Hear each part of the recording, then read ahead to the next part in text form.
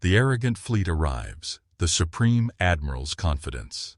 Supreme Admiral Korath stretched his 6 arms across the command console of his flagship, the Stellar Dominator, each limb casually operating different control systems with the practiced ease of a being who had conquered 17 star systems.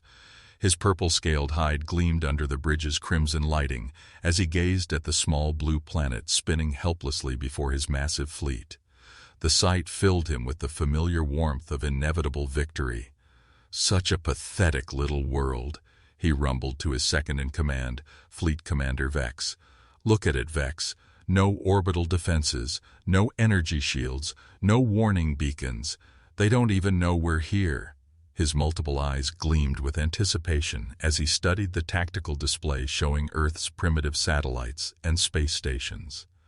Fleet Commander Vex, whose species resembled a cross between a mantis and a rhinoceros, clicked his mandibles in agreement. "Intelligence reports indicate they still use chemical propulsion, my lord. Their most advanced spacecraft barely qualify as escape pods by our standards. Their largest military vessels are floating metal boxes powered by controlled explosions." The bridge erupted in what passed for laughter among the Zephyrian crew. Various alien species chittered, hissed, and gurgled their amusement. These sounds echoed throughout the command center of the Stellar Dominator, a vessel so massive it could house entire cities within its hull. "Controlled explosions," Admiral Korath repeated, savoring each word. "How delightfully primitive. And their weapons technology?" "Even more amusing, sir," Vex replied, consulting his datapad with obvious glee. "They still use projectile weapons, tiny metal pellets fired by chemical reactions. Some of their military forces still carry sharp metal sticks attached to their firearms. They call them bayonets, apparently for close combat."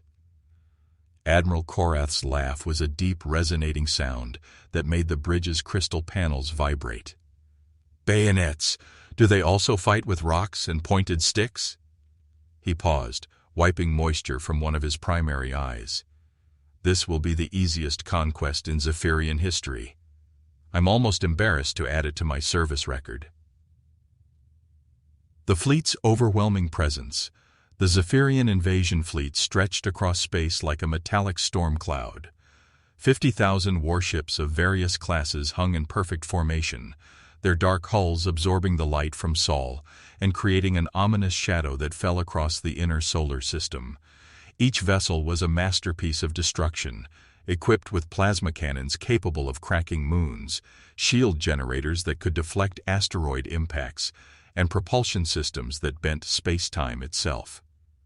The flagship Stellar Dominator alone was 12 kilometers long and housed a crew of 500,000 beings from across the Zephyrian Empire. Its weapon systems could reduce entire continents to glass, while its manufacturing bays could produce smaller warships during extended campaigns. Surrounding it were heavy cruisers, destroyer squadrons, support vessels, and specialized ships designed for planetary occupation and resource extraction. "Status report from all fleet commanders," Admiral Korath commanded, settling into his throne-like command chair that adjusted automatically to accommodate his unique physiology. "All systems operational, my lord," reported Communications Officer Theiss, whose snake-like head swayed as she spoke. "The fleet maintains perfect formation. No signs of enemy activity detected. Local space traffic appears to be continuing normal patterns." "Normal patterns?" Admiral Korath raised what served as his eyebrows. "They haven't even noticed us yet." "Apparently not, sir. Their primitive sensor networks seem incapable of detecting our presence at this range. We're still 3 astronomical units from their homeworld." Fleet Commander Vex leaned forward, his compound eyes glittering with predatory satisfaction. "Perhaps we should announce our arrival, my lord. The element of surprise is satisfying, but watching them scramble in terror would be equally entertaining." First Contact Protocol. Admiral Korath considered this suggestion, his multiple brains processing various tactical scenarios simultaneously. The Zephyrian Empire had protocols for dealing with primitive civilizations, though they rarely encountered species quite this backward. Most intelligent life forms had at least achieved interplanetary travel before the Empire made contact. Very well, he decided. Open a communication channel to their homeworld. Let's see how these humans react to meeting their new masters. The bridge hummed with activity as communication arrays focused on Earth. Powerful transmitters that could broadcast across galactic distances locked onto the planet's primitive communication networks. Within moments, the connection was established. "Channel open, my lord," announced Theiss, broadcasting on all frequencies their species uses for communication. Admiral Korath straightened in his command throne, assuming the intimidating posture he had perfected through decades of conquest. His voice boomed with imperial authority as he began the standard intimidation protocol. "Attention, primitive inhabitants of the third planet. I am Supreme Admiral Korath of the Zephyrian Empire, commander of the greatest military force your feeble minds can imagine. Your world has been selected for incorporation into our vast dominion. You will surrender immediately and prepare for occupation or face the complete annihilation of your species. You have 24 of your planetary rotations to respond."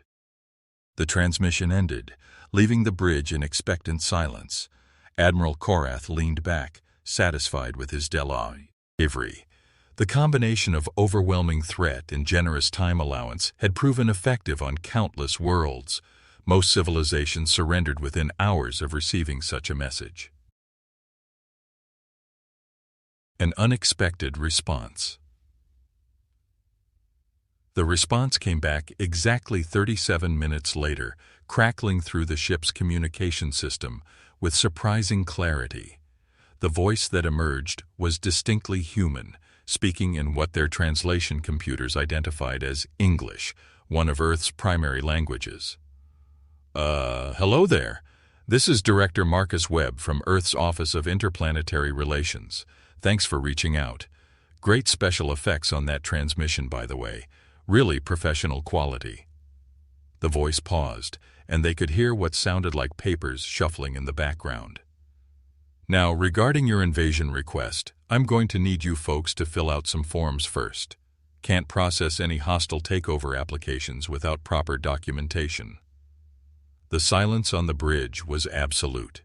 Admiral Korath's 6 arms slowly retracted as he stared at the communication console in disbelief.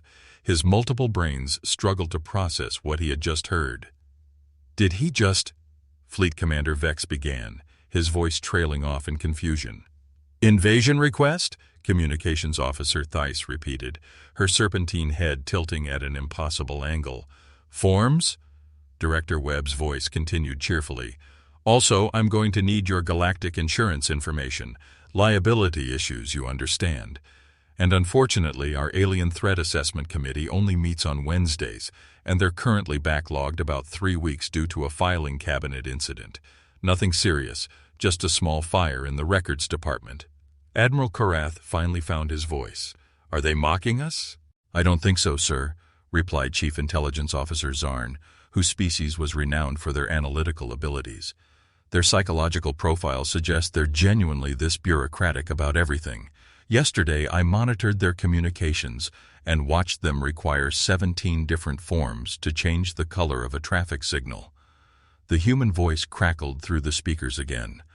"Oh, and one more thing. Bob from our IT department wants to know if you have any technical specifications for those ships of yours. He's working on updating our defense grid compatibility protocols and could use the documentation. Nothing urgent, just whenever you get a chance."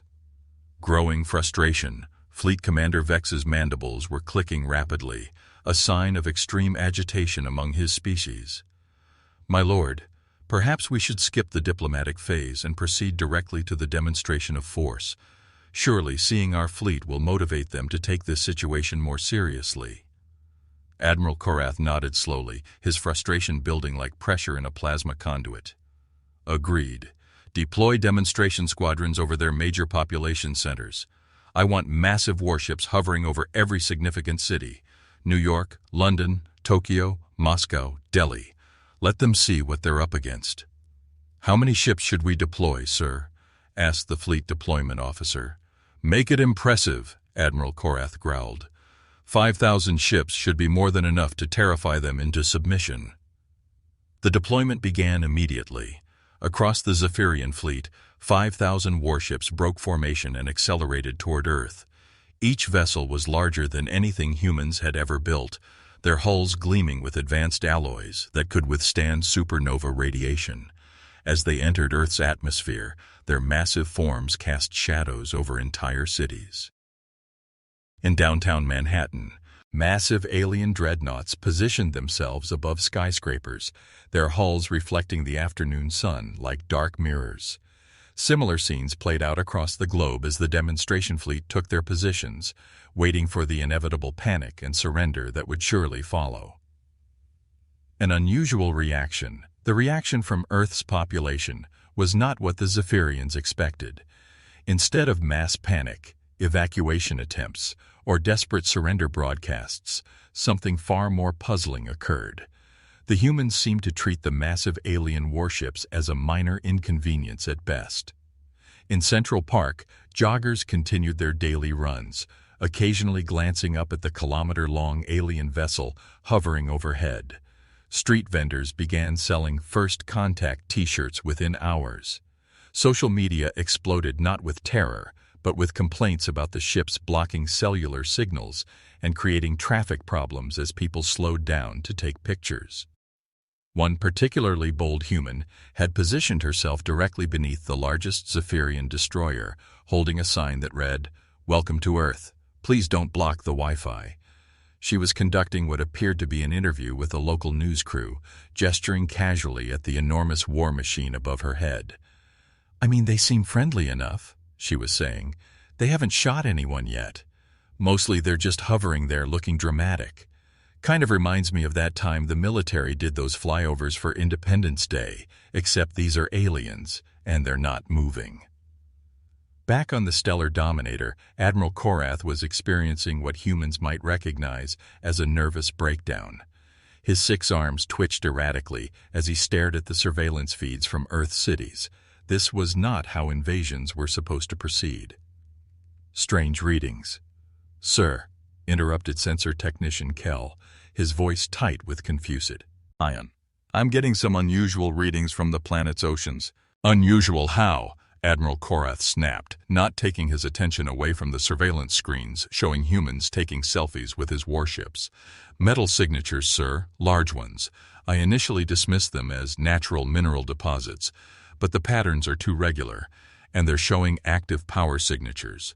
Fleet Commander Vex looked up from his own tactical display. "Define large, technician." "Well, sir, some of these readings are indicating structures larger than our heavy cruisers. Much larger. And there are many of them." Admiral Korath finally turned away from the surveillance feeds, his multiple eyes focusing on the sensor technician. "How many is many?" Kell's hands trembled as he recalibrated his instruments. "Sir, I'm reading metal signatures throughout Earth's ocean systems. The Pacific Ocean alone shows thousands of individual contacts. Each one appears to be actively powered and maintained." The bridge fell silent, except for the humming of various electronic systems. Admiral Korath felt a cold sensation spreading through his body, something he hadn't experienced since his first battle as a junior officer centuries ago. "That's impossible," he said quietly.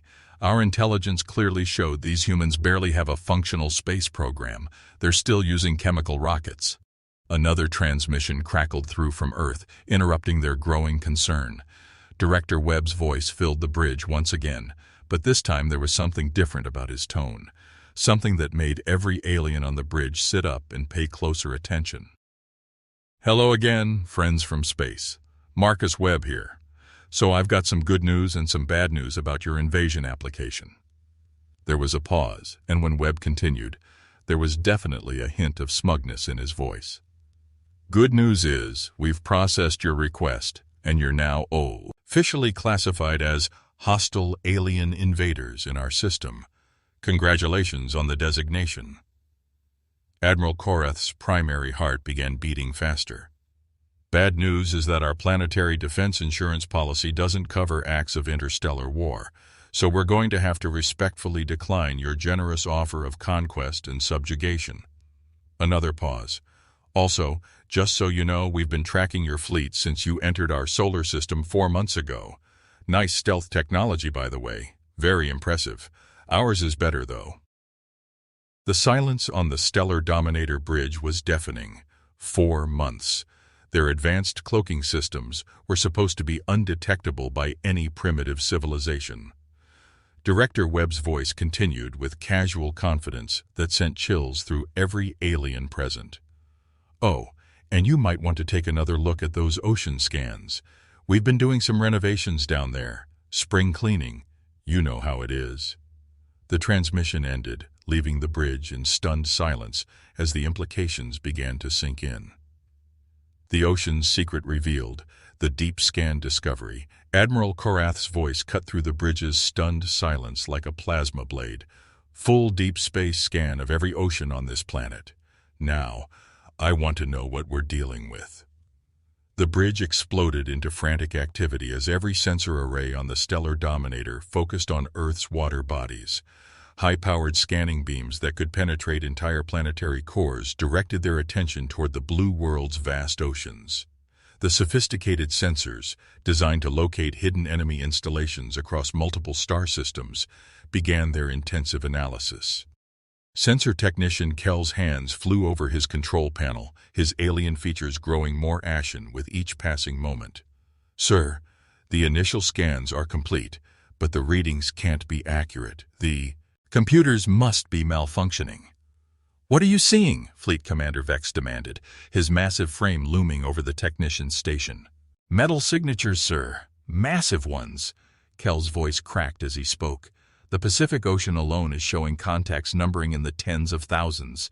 Each individual signature is reading as larger than our battle cruisers. Some are showing as large as orbital stations." Admiral Korath felt his legs weaken. "Run the scan again. There has to be an error." "Sir, I've run the scan 17 times. Each result is identical. The Atlantic Ocean shows similar numbers.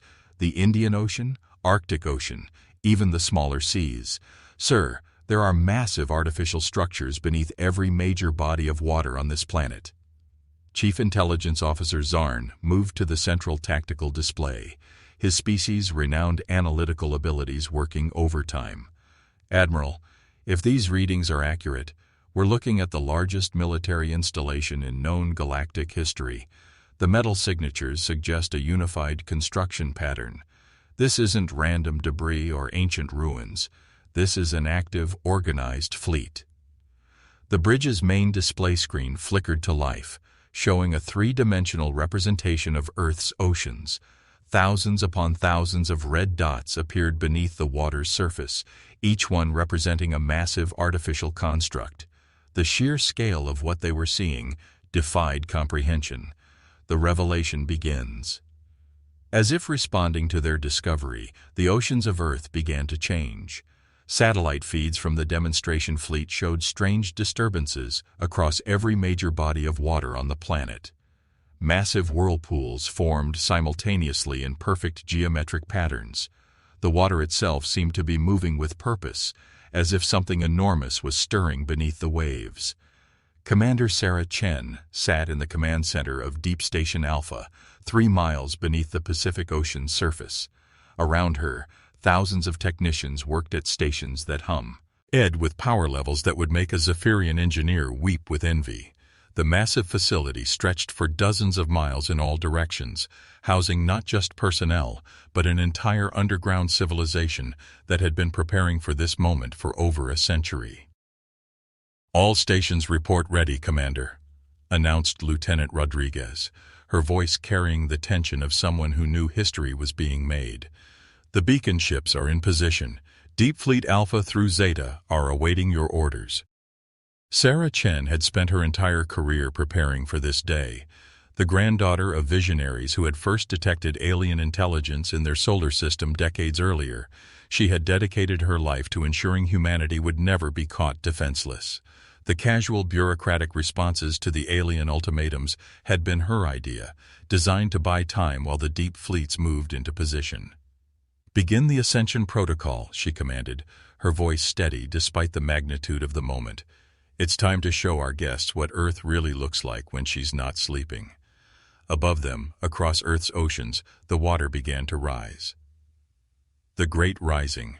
The first vessels to break the surface were reconnaissance ships, sleek and silver, emerging from the depths like breaching whales. But these were no organic creatures.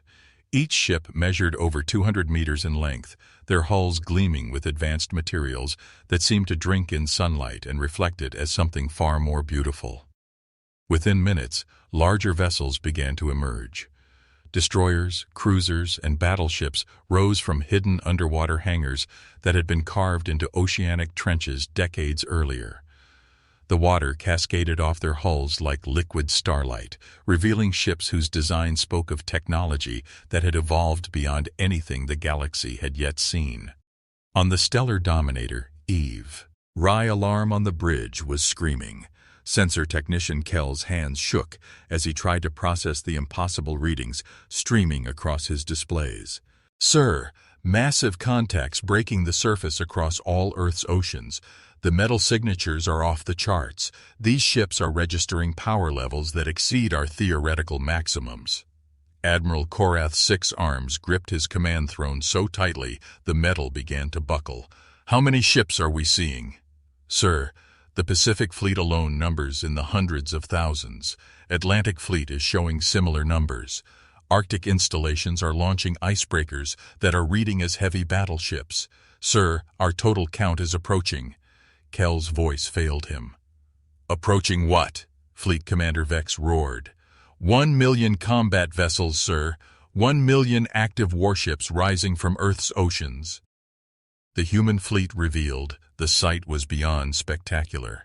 Across Earth's surface, an armada that dwarfed every fleet in galactic history was rising from the depths. Ships of every conceivable class and configuration emerged in perfect formation, their movements coordinated with a precision that spoke of decades of planning and preparation. The human vessels were unlike anything in the Zephyrian database. Their hulls seemed to shimmer with energy that bent light around them, creating optical illusions that made it difficult to determine their exact size and position. Weapon systems that defied current understanding of physics, charged with power that registered on sensors as miniature stars. In Earth's major cities, the human population finally began to show some reaction. But rather than fear or panic, it was excitement and pride. Children pressed their faces against windows to watch the massive ships rising from harbors that had seemed empty moments before. Adults cheered and pointed as vessels larger than city blocks gracefully lifted from the water, their engines creating aurora-like displays in the atmosphere. A new transmission reached the Zephyrian fleet view, and this time the voice belonged to Commander Sarah Chen. Her tone was professional, confident, and carried the authority of someone who held absolute power. "Greetings, Supreme Admiral Korath of the Zephyrian Empire. I am Commander Sarah Chen of the Terran Deep Fleet. Thank you for accepting our invitation." Admiral Korath's multiple voices cracked as he responded. "Invitation? What invitation? We came here to conquer your primitive world." Sarah Chen's laugh was warm but carried an edge that made hardened space marines nervous. "Oh, Admiral, you've been monitoring our communications for months. Did you really think we didn't notice? Your cloaked ships have been lighting up our deep space sensors like fireworks since you entered our system." The admission hit the Zephyrian bridge like a physical blow. Their most advanced stealth technology, completely useless against human sensors. "Impossible," Admiral Korath whispered. "Our intelligence showed you barely had spaceflight capability." The truth unveiled. "Admiral, your intelligence showed you exactly what we wanted you to see," Sarah Chen replied. "We've known about the Zephyrian Empire for over 80 years. Your expansion patterns, your conquest strategies, your technological capabilities. We've been preparing for this encounter since my grandmother's generation." On the main display of the Stellar Dominator, new information began flooding in from their long-range sensors. What had appeared to be primitive space stations were revealing themselves as heavily armed orbital platforms. The communications satellites they had dismissed were actually sophisticated sensor networks that had been tracking every move of the Zephyrian fleet. "Every asteroid in your outer system," Sarah Chen continued. Every comet, every piece of space debris you passed on your way here has been monitoring your approach. We know the exact specifications of every ship in your fleet. We know your weapon capabilities, your shield frequencies, your tactical protocols. Fleet Commander Vex's mandibles clicked in rapid, nervous patterns. Sir, long-range sensors are picking up additional contacts. The asteroid belt is showing massive artificial constructs. The outer planets are revealing installations we never detected. Jupiter Station is coming online, Sarah Chen announced casually. 12 million personnel, 6,000 ship construction bays, and enough firepower to crack a small moon. Mars Command is reporting ready. Luna Base is charging their primary weapons arrays. Admiral Korath realized with growing horror that Earth hadn't been a target for conquest. It had been bait for a trap. The demonstration of power, as if to emphasize the point, the human fleet began its own demonstration. Ships that had seemed impressive rising from the oceans suddenly revealed their true capabilities. Energy shields flared to life around each vessel, creating protective barriers that registered power levels beyond Zephyrian understanding. Weapon systems that looked elegant and understated began to charge, creating distortions in space-time that made the surrounding water appear to freeze in impossible patterns. The lead human battleship, a vessel that dwarfed even the stellar Dominator, fired a single test shot toward a nearby asteroid. The asteroid didn't explode. It didn't shatter or break apart. It simply ceased to exist, converted to constituent atoms in a display of power that made every alien in the Zephyrian fleet question their understanding of physics. "That was our lowest power setting," Sarah Chen commented. "We thought you might appreciate a small demonstration." Admiral Korath's voice was barely a whisper. "What do you want from us?" "Want from you? Admiral, you came here threatening to destroy our world and enslave our people. The question is, what are you going to do now that you know the truth?" Around the stellar Dominator a massive Zephyrian fleet suddenly felt very small.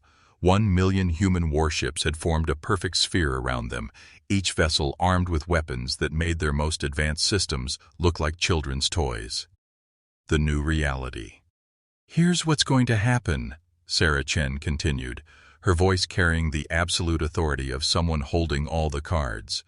"You're going to send a message to the Zephyrian Empire. You're going to tell them that Earth is under the protection of the Terran Deep Fleet, and that any future approach to our system without explicit invitation will be considered an act of war." Admiral Korath's multiple brains struggled to process the complete reversal of their situation. The Empire will never believe this. They'll think we've been compromised or gone insane. "Oh, we're counting on that," Sarah Chen replied with evident satisfaction. "When they send their investigation fleets, they'll find out the same way you did. Earth doesn't make the same mistake twice, Admiral. We've been preparing for large-scale contact for nearly a century." The display screens throughout the Zephyrian fleet showed impossible sights. Human ships performing maneuvers that violated known laws of physics, weapons charging that bent space around them, shield systems that seemed to exist in multiple dimensions simultaneously. "How?" Fleet Commander Vex asked, his voice hollow with defeat. "How did a species that appeared so primitive achieve this level of advancement?" Sarah Chen's response carried a pride that resonated across species barriers. "Because, Commander, humans don't just react to threats. We anticipate them. We prepare. And when someone threatens our home, our families, our future, we don't just fight back. We make sure the threat never ever happens again." The human fleet began to move, not aggressively, but with the fluid precision of a force that had trained together for decades. Ships the size of cities glided through space as if they were dancing, their movements coordinated in three-dimensional patterns that were as beautiful as they were terrifying. "Your fleet is free to leave our system," Sarah Chen announced. "In fact, we insist on it. You have 72 hours to clear the outer marker buoys. After that, our deep space monitoring stations will classify any Zephyrian vessel as a potential threat." Admiral Korath looked around his bridge at the faces of beings who had moments before been confident conquerors and were now barely able to comprehend their situation. The pride of the Zephyrian Empire, 50,000 warships that had conquered star systems, was being escorted from Earth's neighborhood like unwelcome visitors. And Admiral, Sarah Chen's voice carried one final message. When you report back to your empire, make sure you tell them something important. Earth doesn't hide from the galaxy because we're afraid. We stay quiet because when we finally introduce ourselves, we want it to be on our terms. As the Zephyrian fleet began its retreat, human ships rose from every ocean on Earth, creating a display of power that would echo through galactic history. The blue planet that had seemed so vulnerable now revealed itself as the home of a species that didn't just survive in a dangerous universe. They thrived in it. The message was clear. Earth was ready for whatever the galaxy might bring, and the galaxy, for its part, would never again make the mistake of underestimating humanity.